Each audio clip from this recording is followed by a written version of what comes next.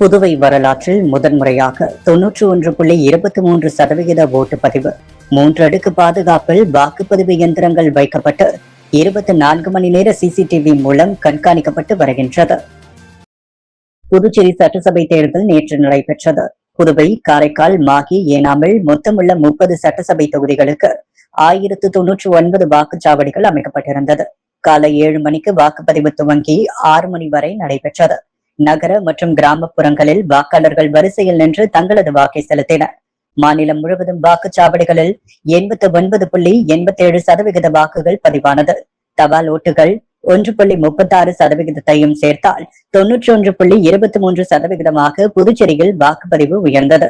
இந்த வாக்குப்பதிவு புதுச்சேரி தேர்தல் வரலாற்றில் புதிய சாதனையாக கருதப்படுகின்றது.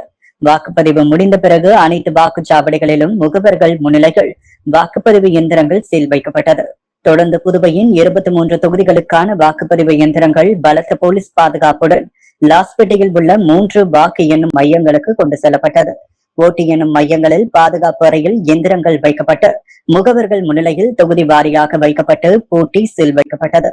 ஓட்டு எண்ணும் மையங்களில் 3 அடுக்கு பாதுகாப்பும் 24 மணி நேர சிசிடிவி கண்காணிப்பும் போடப்பட்டுள்ளது.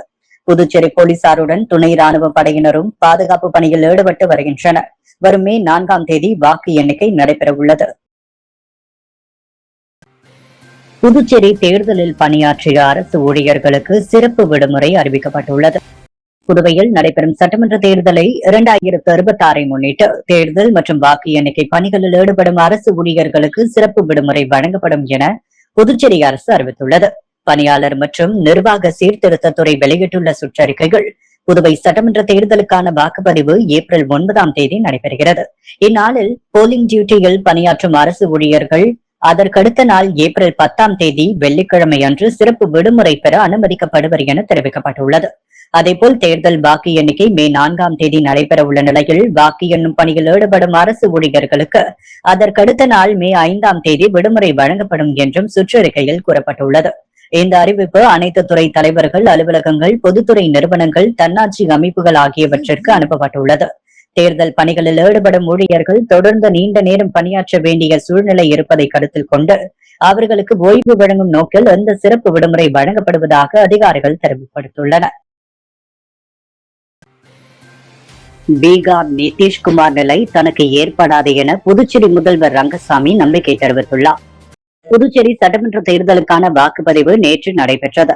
தொகுதி வாரியாக முதலமைச்சர் ரங்கசாமி பார்வையிட்டு அங்குள்ள நிலவரம் குறித்து கட்சியினரிடம் கேட்டறிந்த பின்னர் செய்தியாளரை சந்தித்த அவர், வாக்குப்பதிவு அதிகரித்துள்ளது, யாருக்கு சாதகமாக இருக்கும் என நினைக்கிறீர்கள் என்று கேட்டதற்கு, மக்கள் விழிப்புணர்வுடன் அதிக அளவில் வாக்களிக்கின்றனர், மக்கள் நல திட்டங்கள் அவர்களுக்கு சென்றடைந்துள்ளதும் ஒரு காரணம், நாங்கள் ஆட்சிக்கு திரும்ப வர வேண்டும் என்றுதான் வாக்களிக்கின்றனர், கிராமத்தில் விழிப்புணர்வு அதிகம் இருக்கும் கிராமங்களில் வாக்களிப்பு அதிகமாக உள்ளதும் இதற்கு ஒரு காரணம் என்று முதல்வர் ரங்கசாமி கூறியுள்ளார்.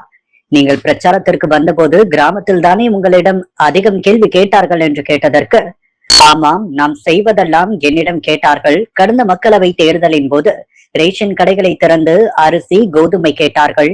நானும் ரேஷன் திறந்து இலவச அரிசி, கோதுமை தந்தேன். தற்போதும் தங்கள் தேவைகளை தன்னிடம் கேட்டார்கள். நான் செய்வேன் என்பதும் அவர்களுக்கு தெரியும் என்று முதல்வர் கூறியுள்ளார். இம்முறை எத்தனை இடங்கள் வெல்வீர்கள் என்ற கேள்விக்கு, ஆட்சி அமைக்கும் அளவுக்கு தேர்தலில் வெல்வோம் என்று முதல்வர் ரங்கசாமி கூறியுள்ளார். நிதிஷ்குமாரின் நிலைதான் உங்களுக்கு ஏற்படும் என்கிறார்களே என்று எதிர்கட்சியினர் கூறுவது குறித்த கேள்விக்கு, அது போன்ற நிலை ஏற்படாது, என் தலைமையில் ஆட்சி அமையும் என்று சொல்லி இருக்கின்றனர். அவர்கள் சொல்வதை செய்வார்கள். மத்திய அரசுடன் இணக்கமாக இருந்து பல திட்டங்கள் செயல்படுத்தி உள்ளோம் என்று முதல்வர் கூறியுள்ளார். புதுச்சேரி சட்டப்பேரவை தேர்தலுக்கான வாக்குப்பதிவு நிறைவு பெற்ற நிலையில் வாக்குப்பதிவு இயந்திரங்கள் சீல் வைக்கப்பட்டு பலத்த பாதுகாப்புடன் கொண்டு செல்லப்பட்டது. புதுச்சேரி சட்டசபை தேர்தலுக்கான வாக்குப்பதிவு நேற்று காலை 7 மணி முதல் மாலை 6 மணி வரை நடைபெற்றது. மொத்தம் 1099 வாக்குச்சாவடிகள் அமைக்கப்பட்டு வாக்குப்பதிவுகள் நடைபெற்றது. இதில் ஏராளமான வாக்காளர்கள் கலந்து கொண்டு தங்களது வாக்கினை பதிவு செய்தனர். புதுவையில் 91.23% என வரலாறு காணாத அளவில் வாக்குப்பதிவு நடைபெற்றது.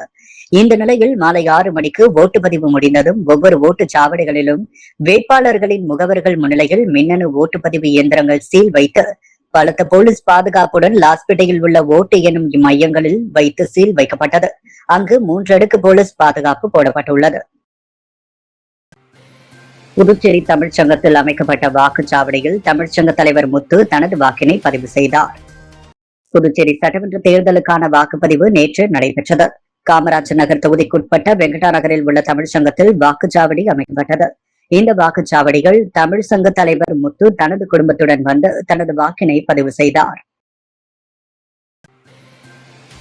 உழவர்கரை தொகுதி சுயேட்சை வேட்பாளர் ஐஜி பிரபாதேவி வீரராகு முத்துப்பிள்ளைப்பாளையம் அரசு பள்ளியில் தனது வாக்குப்பதிவை செலுத்தினார். புதுவை சட்டசபை தேர்தல் ஓட்டுப்பதிவு காலை 7 மணிக்கு துவங்கி மாலை 6 மணி வரை நடைபெற்றது. மாநிலம் முழுவதும் பல்வேறு தொகுதிகளில் வாக்காளர்கள் ஆர்வமுடன் காலை முதலே வாக்குச்சாவடிகளில் குவிந்து தங்களது வாக்கை பதிவு செய்து வருகின்றனர். அந்த வகையில் புதுவை உழவர்கரை தொகுதி சுயேட்சை வேட்பாளர் ஐஜி பிரபாதேவி வீரராகு மற்றும் அருண் சர்மா டிரஸ்ட் நிறுவனர் ஐஜி வீரராகு இவர்கள் புதுச்சேரி முத்துப்பிள்ளைப்பாளையம் அரசு பள்ளியில் தங்களது வாக்கை பதிவு செய்தனர். புதுவையில் பெண்களுக்கான தனித்துவமான வாக்குச்சாவடி மையம் அரவிந்தர் வீதியில் உள்ள சுசிலாபாய் அரசு பள்ளியில் அமைக்கப்பட்டுள்ளது. இந்த மையத்தில் காவல்துறை முதல் வாக்குச்சாவடி பணியாளர்கள் வரை அனைவரும் பெண்களாக இருப்பது குறிப்பிடத்தக்கது. புதுவையில் நடைபெற்ற சட்டமன்ற தேர்தலை முன்னிட்டு பெண்களின் அரசியல் பங்கேற்பை ஊக்குவிக்கும் வகையில் பல்வேறு சிறப்பு ஏற்பாடுகள் செய்யப்பட்டுள்ளன. அதில் ஒன்றாக பெண்களுக்கான தனித்துவமான வாக்குச்சாவடி மையம் அமைக்கப்பட்டு அது பொதுமக்களின் கவனத்தை ஈர்த்துள்ளது. அரவிந்தர் வீதியில் உள்ள சுசிலாபாய் அரசு பள்ளிகள் செயல்பட்டு வரும் இந்த சிறப்பு வாக்குச்சாவடி மையம் முழுமையாக பெண்களால் நிர்வகிக்கப்படுகிறது. காவல்துறை பாதுகாப்பு பணியில் ஈடுபடும் அதிகாரிகள் முதல் வாக்குச்சாவடி அலுவலர்கள், மேற்பார்வையாளர்கள், உதவி பணியாளர்கள் என அனைத்து நிலைகளிலும் பெண்கள் மட்டுமே பணியாற்றுகின்றனர். இந்த மையத்தின் முக்கிய சிறப்பம்சம் வாக்காளர்கள் சுலபமாகவும் பாதுகாப்பாகவும் வாக்களிக்க தேவையான அனைத்து அடிப்படை வசதிகளும் இங்கு செய்யப்பட்டது. சுத்தமான குடிநீர், நிழற்குடை, அமர்விட வசதி உள்ளிட்டவை ஏற்பாடு செய்யப்பட்டதுடன் முதியவர்கள் மற்றும் மாற்றுத்திறனாளிகளுக்கான உதவிகளும் வழங்கப்பட்டது. பெண்கள் வாக்காளர்களை வரவேற்கும் விதமாக மையம் அழகாக அலங்கரிக்கப்பட்டது. ஒரு விழா கோலம் போன்று காட்சியளித்ததால் வாக்காளர்களிடம் உற்சாகத்தை ஏற்படுத்தியது.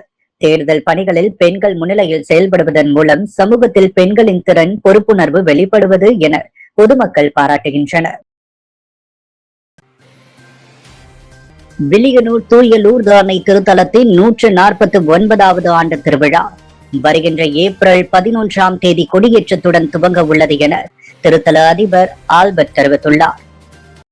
புதுவை மிஷன் வீதியில் உள்ள பேராயர் இல்லத்தில் இன்று செய்தியாளர்களை சந்தித்த வில்லியனூர் தூய லூர்து அன்னை திருத்தலத்தின் அதிபரும் பங்கு தந்தையுமான ஆல்பர்ட், புதுச்சேரிக்கு அருகில் அமைந்துள்ள வில்லியனூர் தூய லூர்து அன்னை ஆலயம் வரலாற்று சிறப்புமிக்க ஆலயங்களில் ஒன்றாகும்.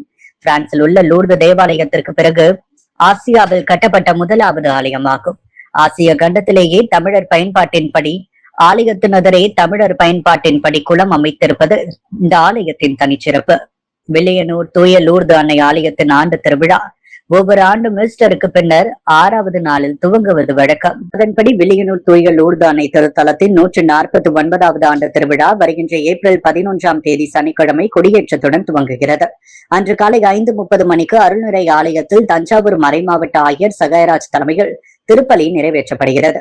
அதைத் தொடர்ந்து லூர்து அன்னையின் உருவம் தாங்கிய திருக்கொடி மாதா திருக்குளத்தை சுற்றி மேலதாளம் முழங்க பூமழை பொழிய ஊர்வலமாக கொண்டு செல்லப்பட்டு மேதக ஆயர் சகாயராஜ் அவர்களால் திருத்தல முற்றத்தில் உள்ள கொடிமரத்தில் திருக்கொடியேற்றுகிறார். ஏப்ரல் 11ஆம் தேதி இரவு 7:30 மணிக்கு திருத்தலத்தின் சார்பில் லூர்து அன்னைக்கு வைர கிரீடம் அணிவித்து தேர்பவனி நடக்க உள்ளது.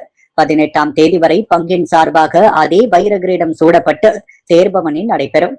திருவிழா 9 நாட்களில் 9 நாளும் தினமும் காலை மாலை திருப்பலி, மறையுரை மற்றும் தேர்பவனி நடைபெற உள்ளதாக தெரிவித்துள்ளார். புதுவையில் வரலாறு காணாத வாக்குப்பதிவு நடைபெற்றிருப்பதாக தலைமை தேர்தல் அதிகாரி ஜவஹர் தெரிவித்துள்ளார்.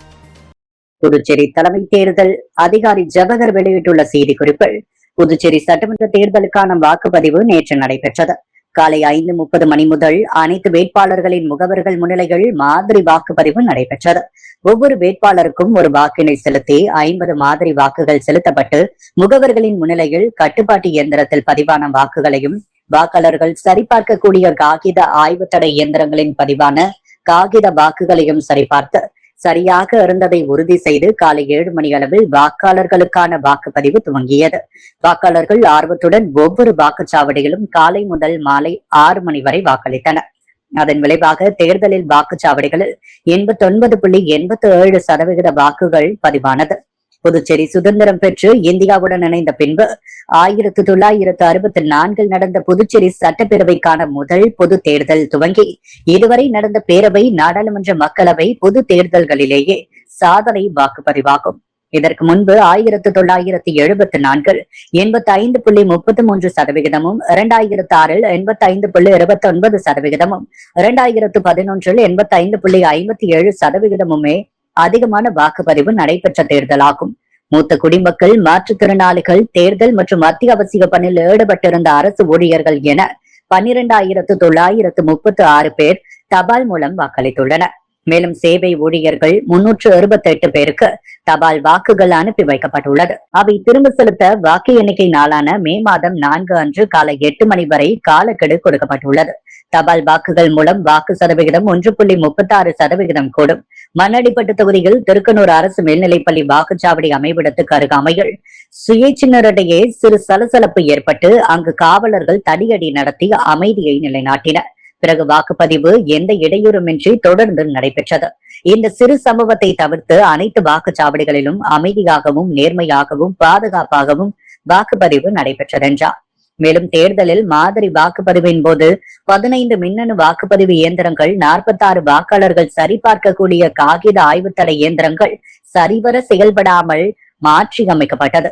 வாக்குப்பதிவின் போது 16 மின்னணு வாக்குப்பதிவு இயந்திரங்கள், 42 வாக்காளர்கள் சரிபார்க்கக்கூடிய காகித ஆய்வுத்தடை இயந்திரங்கள் சரிவர செயல்படாமல் மறுசுழற்சி முறையில் மாற்றி அமைக்கப்பட்டது.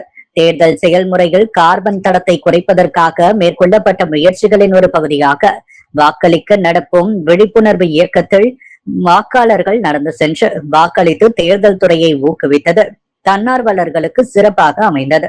பல வாக்காளர்கள் மிஸ்டு அழைப்புகள் மூலமும், பலர் தலைமை தேர்தல் அதிகாரியின் சமூக ஊடக கணக்குகளில் தங்களின் செயலியை குறியிட்டும் தாங்கள் நடந்து சென்று வாக்களித்ததை உறுதி செய்தனர்.